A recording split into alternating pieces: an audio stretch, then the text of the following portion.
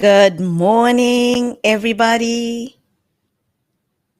Well, good morning or good afternoon or good evening, depending on where you are joining me from. It's pretty early here where I am. And I want to thank you for joining me. I'm a little bit early. We have a few seconds to the advertised time. And now I'm hoping that you have been able to join easily. So, welcome back, everyone, to the Humor Career Insights podcast. My name is Batje. I am your host for Humor Career Insights. And if you do not know me, I am a career coach, certified professional career coach. I am a Gallup certified strength coach, and I am also an HR consultant, and I am also founder of Humor and host of Humor Career Insights. So season 4 is here after a longer than anticipated break. If you've listened to my podcast or if you've had one of my coaching sessions, I speak about how change is one of the only constants, and during this break, I was navigating a personal career transition. Let's call it that. Yes. And it became longer than intended. And, normally if you follow the Humor Career Insights podcast, we have a 2-month summer or winter break, depending on which part of the world you live. And it turned into a much longer break. But I am super excited and very grateful to be back hosting Humor Career Insights. Over the past 3 seasons, we've explored career transitions in season 1. We've listened to amazing career stories in season 2. And in season 3, which was the last season we did, we focused on AI and the future of work. Speaking of which, there was a huge ask to bring Professor Mensah and her colleague, Dr. Dube, back, and I might just do that. And if you don't know what I'm talking about, go back one season and listen to the trailer. I promise you will not be disappointed. And, AI continues to invade our lives, and we also may once in a while go back to this topic as and when I see something particularly relevant. You can't cover everything in one season on AI. It's continuously changing. So if I get requests for a specific topic, I have already for AI tools for CV writing. And, CV writing, CV revamp continues to be one of the things I am constantly asked for.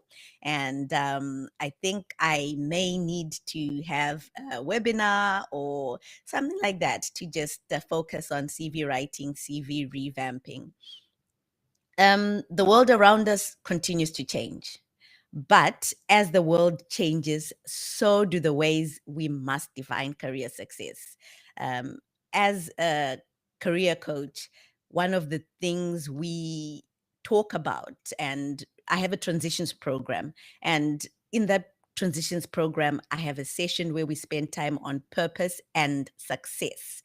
And, you know, like I said, change is the one of the only constants, and career transitions seem to be the main thing that I am requested for coaching. And we spend time talking about purpose and success just to get those sales corrected. And one of the questions I ask is, what does success look like for you? What does it look like in the short term and in the future, perhaps for the next 5 years? You must remember that this question here it doesn't say what is success. No, it says, what does success look like for you? And not to your boss, not your spouse, or to your parents, but to you. We extend that question with the question, if you could do one thing and knew you would be successful, what would it be? And I always say to the people I'm working with, to my coaches, there are no restrictions here. I very rarely get an answer that is tied to the person's work career or what they studied. Most of the time, I hear things like, I would write a book, I would be a chef, or I would bake, I would open a hair salon. Um, one time, a finance person mentioned they would love to do archaeology and dig up bones. It's very rarely connected to the career they're in. And in season 2, The Power of Storytelling, I would start my conversations by asking my guests to imagine that they were at a dinner party and the host was the only one who knew them, and how would they like to be introduced. None of my guests spoke about their job title. It was never, I would like to be introduced as director of such and such. Mostly it was about the things they had achieved or were most proud of, things like their family or a passion. A great reminder that knowing your purpose gives meaning to life. Like finding your ikigai. I highly recommend the book by Rick Warren, The Purpose Driven Life. Wait, I didn't really plan this, but now I'm thinking there's another question that I ask, and I would like to engage everyone who is here with me online live. And also, if you happen to watch this or listen to this later, you can do it by yourself and then send me your send me your response. So there's a question that we ask as well in our career transitions program, and it is. We ask you to write a retirement announcement. We ask you to think about you're retiring and what is the announcement wherever you are, if you're at work or whatever you're doing, you founded an organization. What is the announcement that you would like, or what is the announcement that would be written about you? Okay, there's several questions, and let me see if I can find them.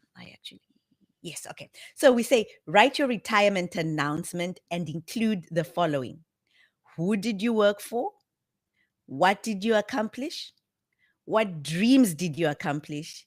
And what was your greatest life achievement? And how do you want to be remembered?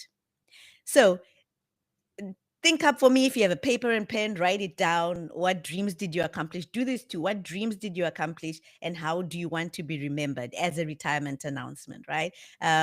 If you are here live, do type it in the comments, and if not, you can send it to me, info@humhr.org. I would really love to see what your retirement announcement would look like. Um, this makes for great self-reflection, and we call it the legacy or retirement announcement. And I find a lot of people struggle with this one. Oh, I'm not getting anything in the comments, but that's okay. You can share later. I digress. But the bottom line is that the picture of success must meet with your passion and purpose. And so, more often in our society, we celebrate, the corporate employee, the one who's risen up that ladder to the C suite, or in the UN world, up the P ladder. But today and this season, I would like to propose to you a different thought process. And that is that climbing up that C suite ladder or the P ladder is not the only successful career. Some are actually not made for the ladder. Some are content to build their own ladder. And season 4, welcome to season 4. Season 4 will position entrepreneurship as a valid and respected career path, not a fallback, not something that you do because you either couldn't get a job or you got laid off, but something that you're passionate about. And that sometimes you actually even quit your job for that, something that you've built yourself. And that could be what your definition of career success is. But don't get me wrong here. There are people whose actual choice is to climb up that ladder, and that's what I do. I'm a career coach, right? So I work with those people and I help them to climb up that ladder in what they see as success and in the best way possible for them. So your career success could be being able to step out of that corporate or that job rat race. And right now, everywhere I look, and I don't know about you, maybe you also seeing it, organizations are restructuring, posts are being abolished, and you may be affected. And so many talented people They are left wondering, okay, what now? And yet at the same time, there's a flip side of the story. I see other stories where people are building things, starting side hustles, small businesses, passion projects, basically turning uncertainty into possibility. And I have a friend who has started an amazing juicing business. I'm trying to convince her to come on the show and share with us her entrepreneurship story. It's such an inspiring story. It's actually based on her passion. Her passion is wellness. And this is how the juicing business was birthed, out of that passion. When I look back at my own career, it never quite fit inside the walls of, the regular traditional organization. I was a great employee, and you know what? If you hire me right now, I would be a great employee. I said in the beginning, I'm a Gallup certified strength coach. And when I did the assessment, one of the things that came out was that one of my top 5 is achiever. My first is developer, which is why I have such a passion for coaching. But one of my uh, talents, one of my other ones in the top 5 is achiever. That's my executing theme. And that means that I work hard. I make sure that things are completed. It drives me. And I had this aha moment when I did that assessment, because I realized why I used to work so hard, why I used to excel in the workplace. And that achiever, it also drives me now in humor. But I was an innovator and I was a disrupted heart, and I was in HR, and I was in HR in the corporate world, and it didn't always allow space for that creativity, for that spark to build something new. And I found expression and fulfillment in that, in self-employment, and now I'm an HR consultant. So I do really well at going into an organization and coming and saying, okay, these are the HR systems, and what what works, what's not working, the culture, and I give recommendations. And so back to self-employment, it came about as a necessity. It wasn't necessarily a choice. For me, I did want to climb that ladder. Even if I knew I wasn't completely happy within that structure, I did want it. And, good paycheck, and for that societal approval, I did want to reach that C-suite too. But the circumstances, I was a trailing spouse, and that ensured that I couldn't maintain that path, as I was always moving. And when you're always moving and starting a new job, you're starting at the bottom of the ladder again, in a new location, everything, new countries, you're always starting at the bottom of the ladder. And so I was constantly looking for work. And my journey to becoming a career coach is an interesting journey that I go into in detail in the second season. I think it's episode 6 or 7. And in case you want to fill in those gaps that I'm not going to go through today, do go back and look at it. So, back to introducing season 4, which is the whole reason for this live session, right? So let's ask questions. Does being self-employed, does it make my career any less commendable than those who worked the corporate ladder and became directors? In fact, does it mean that I have a career, or did I drop my career for self-employment? Perhaps, perhaps not. It would depend on what success means to me or you.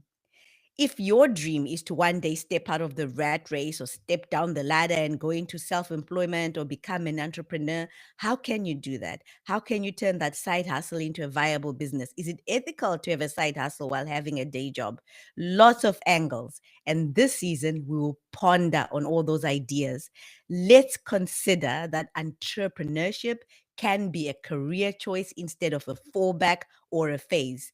It's a path that demands vision, resilience, and courage. Whether you're leaving a job by choice or by circumstance, whether you are thinking about farming, juice making, consulting, or career coaching like me, your work still matters.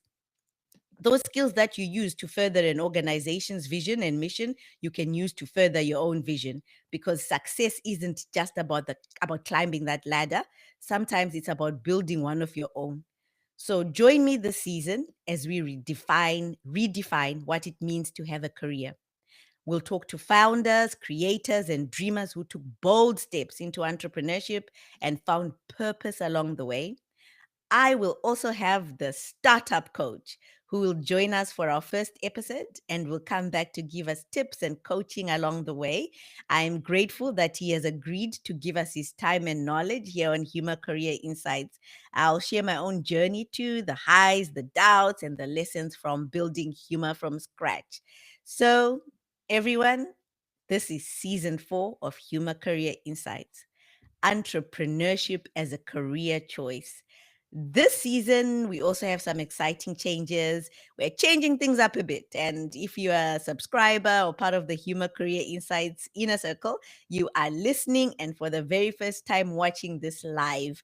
I'm stepping out of my comfort zone this season in order to give listeners a well-rounded experience. We'll have live events once a month where I'll either have a Q&A or host a guest or something. We'll see where this leads us, but these live sessions are to encourage your engagement as a listener and make this platform more meaningful. We'll also have opportunities for partnering with Humor Career Insights or sponsoring an episode. Please subscribe on Spotify, Apple Podcasts, or wherever you listen if you haven't already subscribed, and share with friends, colleagues, anyone you think would benefit from the conversations and from the podcast. And also join the conversation on our social media platforms. Follow us. We'll try and broadcast live sessions there as well. Follow us on Instagram, TikTok, LinkedIn, and YouTube. And until next time, stay inspired. Thank you, everyone, for joining. I will just check very quickly if I have any chats from anybody that I have one. Yes, I have one of the retirement announcement. I want to be remembered as someone who impacted the lives of people I encountered on my life journey. I like that. Thank you. Thank you for sharing that. And thank you, Tafadwa. You're excited for season 4. So am I. Very excited. Thank you for joining me live. I appreciate the support. Does anyone want to join in live and say anything, or any ideas, anything? What was your favorite season? We have 5 minutes of this live session left, so we can either leave or you can join if you want and tell me what was your favorite episode. What episode did you enjoy the most, or ideas for season 4, or if you want to join season 4 and create an episode, if you want to be part of an episode and you have ideas for it. 5, 4, 3, 2, 1. Oh, okay. I quite like the episode with Professor Mensa and Dr. Dube. Yeah. That that season was that episode was quite something, and I've had a lot of people saying they would want Professor Mensa and Dr. Dube back, and I may bring them back. Like I said, excited for season 4. So am I. Okay, everybody, thank you for joining, and we look forward to more live sessions. Look out for the first episode next week with the startup coach. Until next time, stay inspired.